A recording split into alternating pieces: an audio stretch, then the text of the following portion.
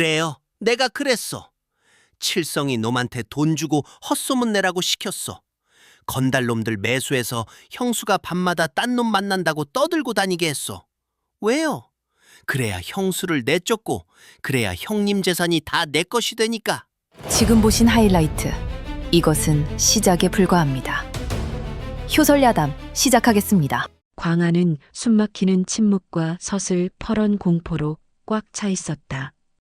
허공에 뜬 진수의 홀령이 뿜어내는 푸르스름한 안광이 늙은 노모와 비겁한 동생을 내려다보고 있었다. 최 씨는 넋이 나간 사람처럼 입을 딱 벌린 채 아들의 홀령을 응시했고 그녀의 치마폭을 생명줄처럼 부여잡고 있던 거칠은 턱을 딱딱 부딪히며 사시나무 떨듯 떨고 있었다. 어머니, 말씀 좀 해보세요. 네? 형님이 오해하고 계시잖아요. 거칠이 최 씨의 옷자락을 미친 듯이 흔들며 쥐어짜듯 속삭였다. 하지만 최 씨는 들리지 않는 듯 허공만 바라볼 뿐이었다. 진수의 홀령이 쩌렁쩌렁한 목소리로 호통쳤다. 말해라. 내 처자식을 죽이려 한 것이 누구의 뜻이더냐? 어미, 당신입니까? 아니면 이 짐상만도 못한 동생놈입니까? 그 호통 소리에 광 전체가 우르릉 울렸다. 그제야 최 씨가 화들짝 정신을 차렸다. 하지만 입이 얼어붙어 말이 나오지 않았다. 그러자 거칠이 다급하게 소리를 질렀다. 형님, 저는 아닙니다. 저는 억울합니다. 다 어머니가 시켜서 한 겁니다. 어머니가 형수 꼴 보기 싫다고 칠성이 자식이니 내쫓으라고 먼저 그러셨잖아요. 거칠은 살기 위해 망설임 없이 어미를 팔아넘겼다. 최 씨가 믿을 수 없다는 듯 아들을 내려다보았다. 뭐라? 내가 시켜? 이 미친놈이 지금 귀신 앞에서 무슨 소리를 하는 게야. 그렇잖아요. 어머니가 그랬잖아요. 며느리년 배가 불러오는 게 꼴사납다고, 재산 뺏길까봐 겁난다고. 저는 그냥 효도하려고, 어머니 뜻 거스르지 않으려고 시키는 대로 한 것뿐이에요. 이 천하의 호로 자식. 니놈이 밤마다 내 방에 와서 속삭이지 않았느냐. 형수가 칠성이랑 도망갈 짐을 싼다고 거짓말한 게 누구야. 쥐약 사들고 와서 이거 먹이면 감쪽 같다고 꼬드긴 게 누구야. 최 씨가 배신감에 치를 떨며 거칠의 뺨을 후려쳤다. 짝! 하는 소리가 광안에 울렸다. 궁지에 몰린 거칠은 이제 이성을 잃고 악에 받쳐 고래고래 소리를 질렀다. 그래요. 내가 그랬어. 칠성이 놈한테 돈 주고 헛소문 내라고 시켰어. 건달놈들 매수해서 형수가 밤마다 딴 놈 만난다고 떠들고 다니게 했어. 왜요? 그래야 형수를 내쫓고 그래야 형님 재산이 다 내 것이 되니까. 거칠은 형의 홀령이 보고 있다는 사실도 잊은 채 광기 어린 목소리로 자신의 모든 죄를 줄줄이 토해냈다. 형님은 죽어서 흙이 됐는데 왜 재산은 형수랑 그 뱃속에 든 핏덩이 차지입니까? 나는요. 평생 형님 그늘에 가려 살았던 나는요. 나도 좀 살아보자는데 그게 죄입니까? 쥐약 탄 것도 형수 굶겨 죽이려 한 것도 다 내가 살려고 그런 겁니다. 내가 살려고. 거칠의 추악한 본심이 바닥까지 드러났다. 그것은 변명이 아니라 악마의 웅변이었다. 구석에 쓰러져 있던 연홍은 그 소리를 들으며 입술을 깨물었다. 억울함에 피눈물이 흘렀다. 그 악다구니를 듣는 최 씨의 얼굴이 백지장처럼 하얗게 질려갔다. 그녀는 지금까지 둘째 아들의 말이 모두 사실인 줄 알았다. 며느리가 정말 부정한 짓을 저질렀고 자신은 가문을 지키기 위해 어쩔 수 없이 독한 시어머니가 되어야 한다고 믿었다. 하지만 모든 것이 거짓이었다.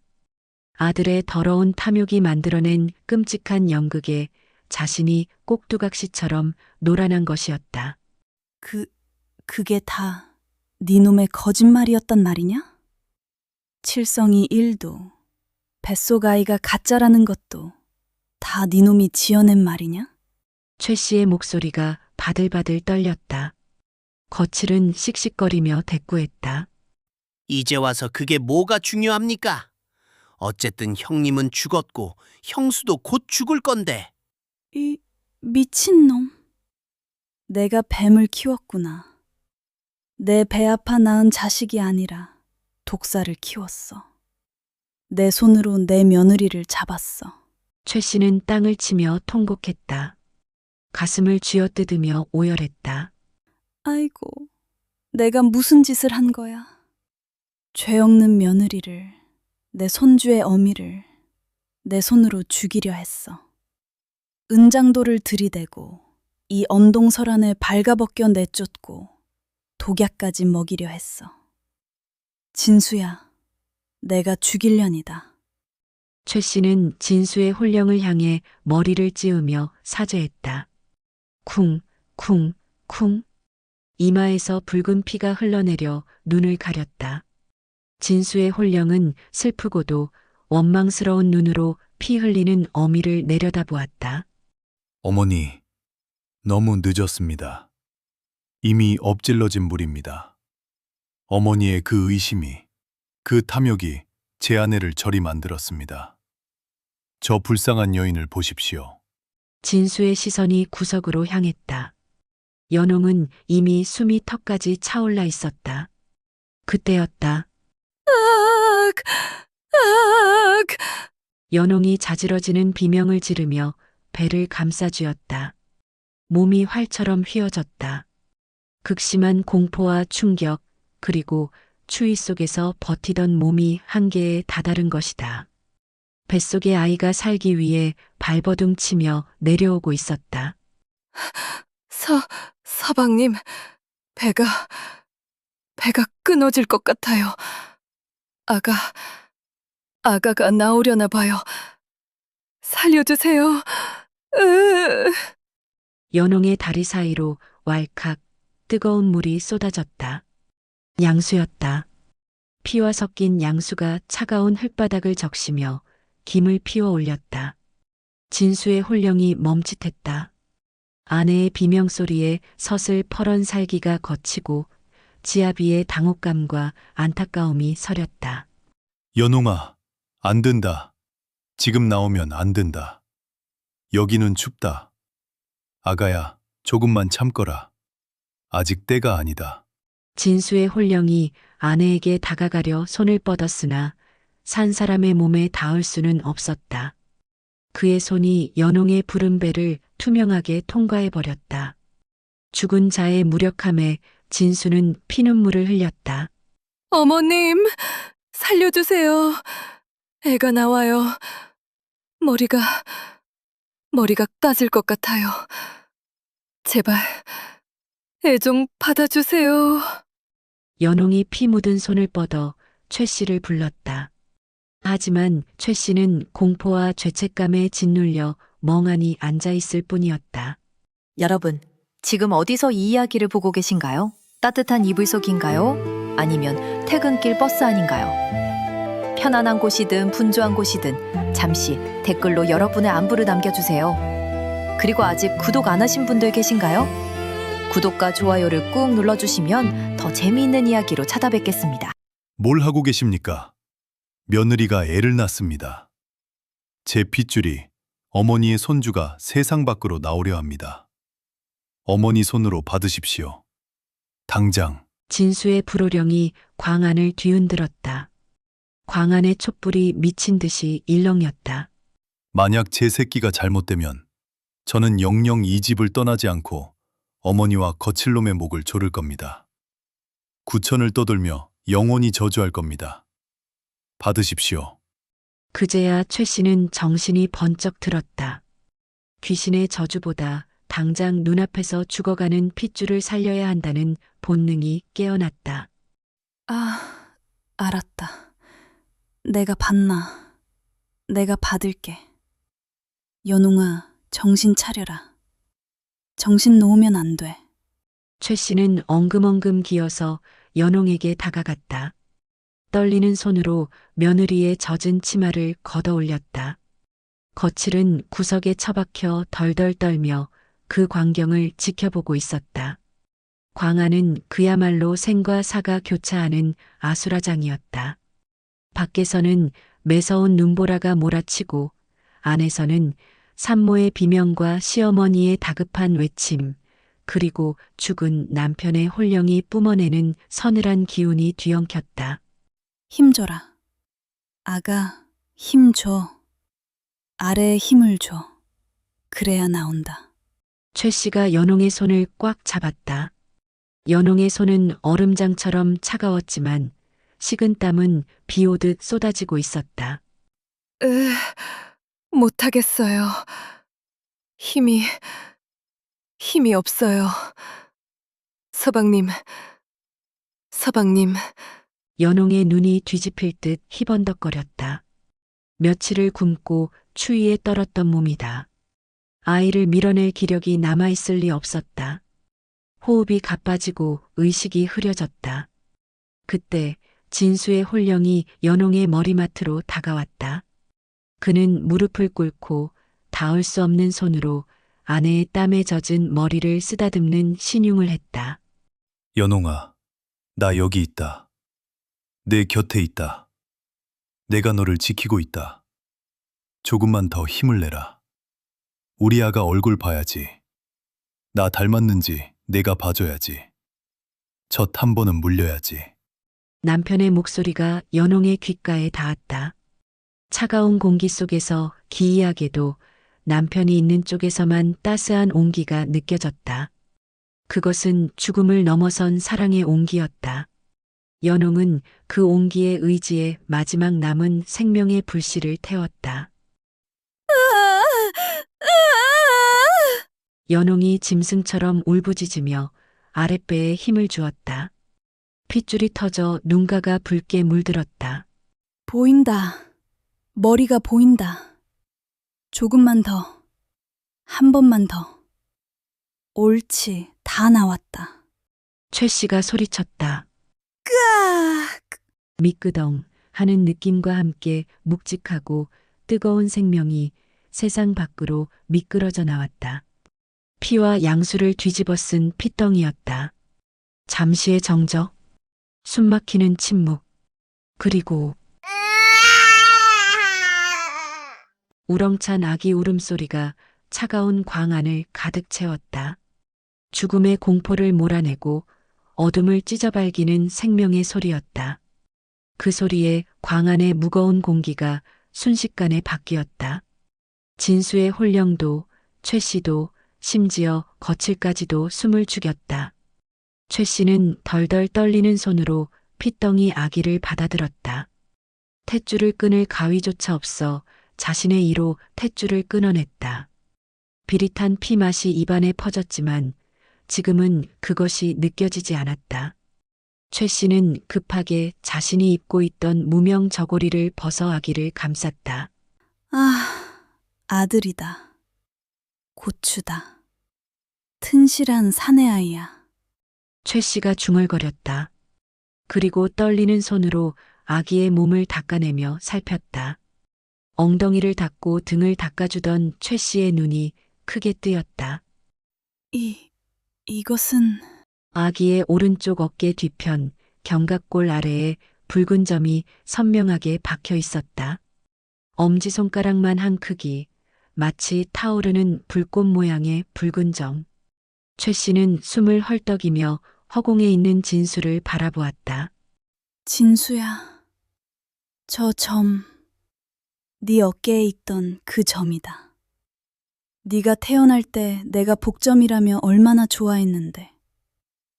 똑같구나. 위치도 모양도 똑같아. 누구도 부정할 수 없는 핏줄의 증거였다.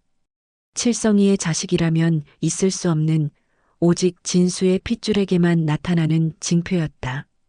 의심의 여지가 없는 하늘이 내려준 증거였다.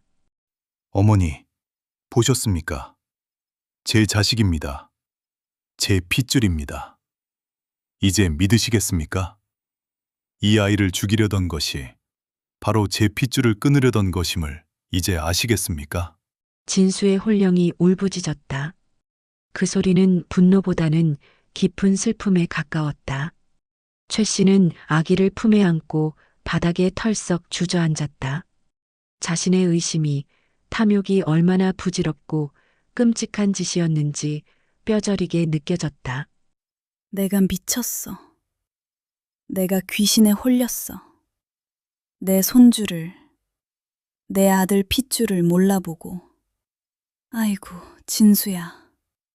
내가 죽일년이다. 최 씨의 통곡 소리가 아기 울음소리와 섞여 광 안을 울렸다.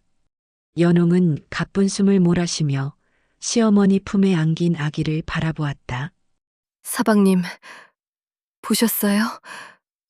당신 아들이에요. 당신 점을 닮았대요. 연홍은 희미하게 웃으며 진수의 홀령을 바라보았다. 진수는 슬프지만 따뜻한 눈빛으로 아내와 아이를 내려다보았다. 비극은 끝나지 않았다. 구석에 처박혀 있던 거칠이 슬금슬금 일어났다. 형의 홀령을 본 공포와 거짓이 들통난 수치심, 그리고 재산을 뺏긴다는 탐욕이 뒤엉켜 그는 완전히 미쳐버렸다. 그의 시선이 바닥에 떨어진 은장도에 꽂혔다. 이 2년만 없으면, 저 핏덩이만 없으면 다 내 건데. 아직 안 끝났어. 거칠이 중얼거리며 은장도를 집어들었다. 입가에 거품을 물고 짐승처럼 으르렁거렸다. 죽어. 다 죽어버려. 내 돈이야. 거칠이 칼을 치켜들고 연홍과 아기에게 달려들었다. 안 돼! 최 씨가 비명을 지르며 아기를 감싸 안고 등을 돌렸다. 그 순간 진수의 홀령이 무섭게 뒤를 돌아보았다. 그의 눈에서 시퍼런 불꽃이 뿜어져 나왔다. 이놈이 끝까지.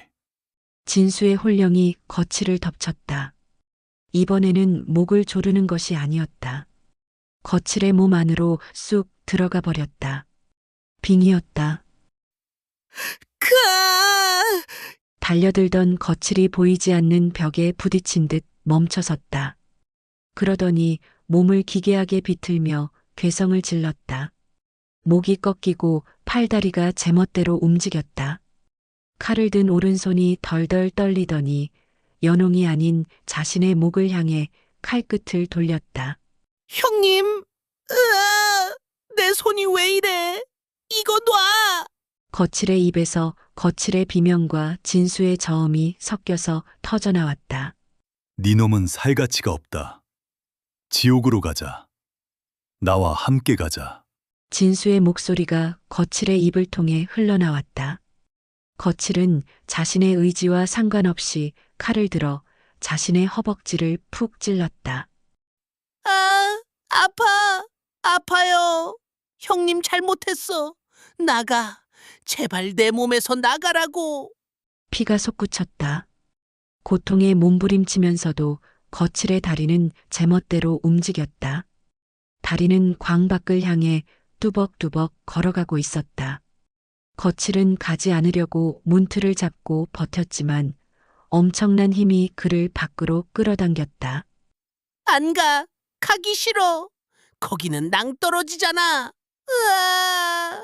거칠은 자신의 다리를 주먹으로 내리치며 저항했지만 소용없었다. 그는 비명을 지르며 어둠 속으로 눈 덮인 뒷산 쪽으로 미친 듯이 달려가기 시작했다. 살려줘, 어머니. 형이 나를 죽이려고 해. 내 다리가 말을 안 들어. 거칠의 비명소리가 차가운 밤 공기를 찢으며 멀어져 갔다.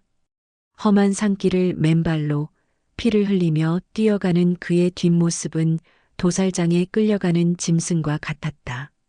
최 씨는 망연자실하여 그 뒷모습을 바라볼 뿐 쫓아갈 엄두조차 내지 못했다. 비명소리는 산 너머 낭떠러지 쪽에서 뚝 끊겼다. 거칠의 비명소리가 사라지자 광 안에는 다시 정적이 찾아왔다. 진수의 홀령도 동생을 데리고 사라진 듯 보였다. 최 씨는 멍하니 문 밖을 바라보다가 품에 안린 아기의 칭얼거리는 소리에 퍼뜩 정신을 차렸다. 아기의 울음소리가 점점 약해지고 있었다. 갓 태어난 핏덩이가 영하의 추위에 노출되어 있었다. 연홍 또한 혹겹 저고리만 입은 채 피를 흘리고 쓰러져 있었다. 입술이 보라색으로 변해가고 있었다. 아이고, 이러다 다 죽겠다. 진수 핏줄 살려야 해. 연홍아, 정신 차려라. 최 씨는 황급히 자신이 입고 있던 솜저고리를 벗어 아기를 꽁꽁 감쌌다. 그리고 쓰러져 있는 연홍을 부축해 일으켰다. 일어나라. 여기서 자면 죽는다. 어서 방으로 가자. 어서. 최 씨는 며느리의 팔을 자신의 어깨에 걸쳤다. 평소 같으면 쳐다보지도 않았을 며느리였지만 지금은 그 누구보다 귀한 대를 이을 핏줄이자 은인의 아내였다. 최 씨는 이를 악물고 끙끙대며 연홍을 부축해 광을 빠져나왔다. 안채 안방의 문을 열자 훈훈한 온기가 확 끼쳐왔다. 아랫목은 여전히 뜨끈했다. 최 씨는 연홍을 따뜻한 아랫목에 눕히고 두꺼운 목화솜 이불을 머리까지 덮어주었다. 아기는 연홍의 품에 안겨주었다. 잠깐만 기다려라. 내가 미역국. 그래, 미역국을 다시 끓여오마. 독 없는 걸로. 진짜 미역국으로. 최 씨는 부엌으로 달려가 떨리는 손으로 아궁이에 불을 지폈다. 거칠이 쥐약을 탔던 솥을 미친 듯이 닦아내고 새물을 길어와 정성껏 미역국을 끓였다. 하얀 쌀밥도 새로 지었다. 잠시 후 최 씨가 소반에 김이 모락모락 나는 미역국과 쌀밥을 들고 들어왔다. 연홍아, 좀 일어나 보거라. 한술이라도 떠야 산다. 연홍은 힘겹게 눈을 떴다. 따뜻한 방, 고소한 미역국 냄새, 그리고 품 안에서 새근거리는 아기 입. 꿈만 같았다. 최 씨는 며느리를 부축해 앉히고 숟가락으로 국물을 떠서 입에 넣어 주었다. 먹어라. 많이 먹어라. 따뜻한 국물이 목을 타고 넘어가자 연홍의 눈에서 눈물이 주르륵 흘러내렸다. 연홍이 밥 한 그릇을 다 비우고 안색이 조금 돌아오자 최 씨는 그제야 소반을 물리고 며느리 앞에 무릎을 꿇었다. 그리고 이마를 방바닥에 쿵소리가 나게 찧었다. 연홍아, 이 애미를 죽여다오. 내가 눈이 멀어 너를 못 알아봤다. 내 아들 핏줄을 내 손으로 끊으려 했다. 나를 용서하지 마라. 평생 종처럼 부려도 좋으니 제발 이 아이만은, 우리 진수 핏줄만은 거두어다오. 최 씨는 엎드려 통곡했다. 그것은 며느리에 대한 사죄이자 죽은 큰아들에 대한 뼈아픈 참회였다. 연홍은 아기를 안은 채 시어머니를 내려다보았다. 원망스럽고 미웠다. 하지만 지금 자신의 품에 안긴 생명을 위해서라도, 그리고 저승에서 지켜볼 남편을 위해서라도 이 악업의 고리를 끊어야 했다. 어머님, 일어나세요. 연홍의 목소리는 작았지만 단호했다. 용서해서가 아닙니다. 이 아이에게 할머니가 필요하기 때문입니다. 그리고 서방님이 보고 계시지 않습니까? 최 씨가 눈물 범벅이 된 얼굴을 들었다. 대신 약속해 주십시오. 다시는 의심하지 않겠다고.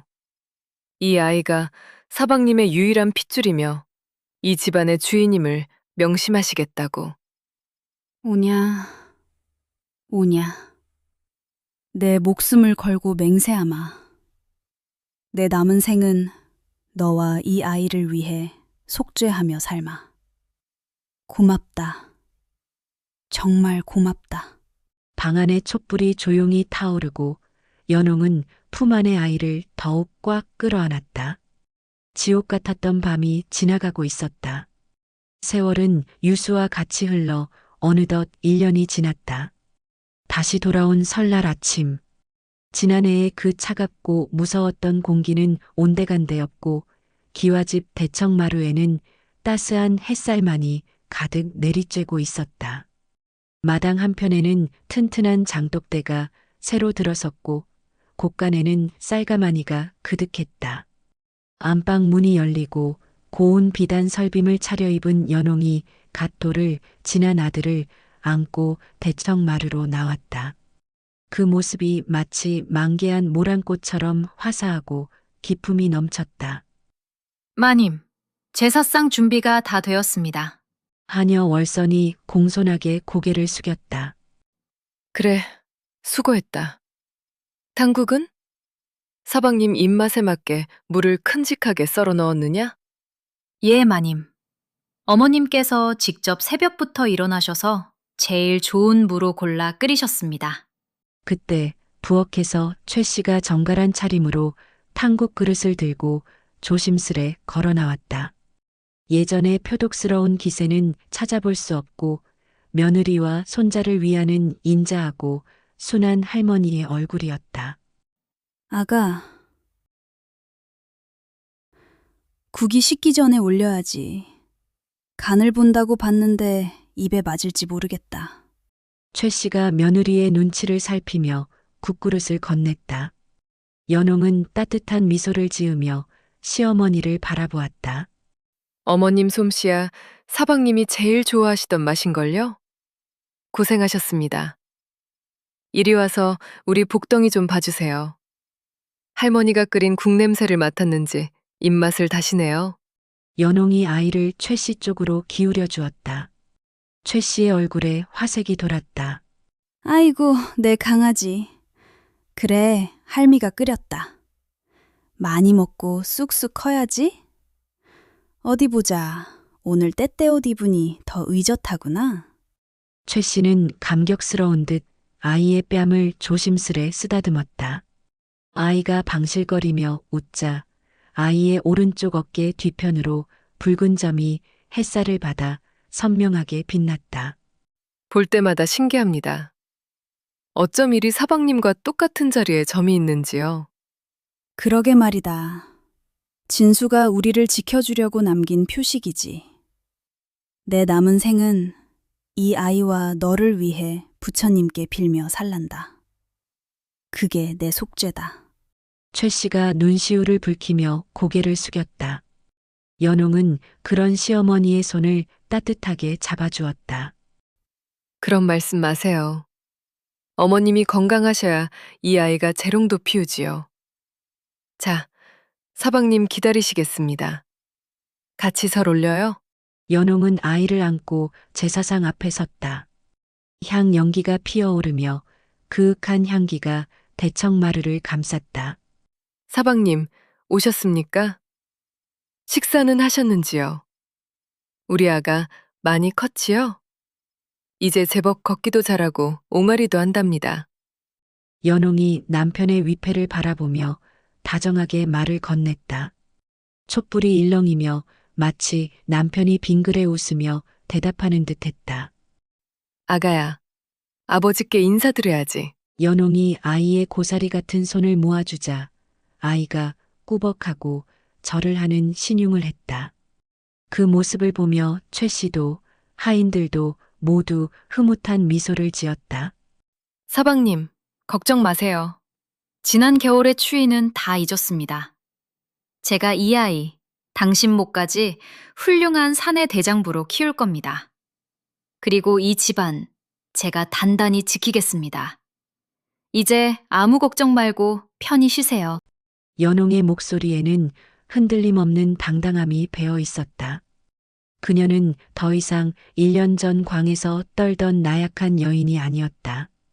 가문을 이끌고 자식을 지키는 강인한 어머니이자 이 집안의 진정한 안방마님이었다.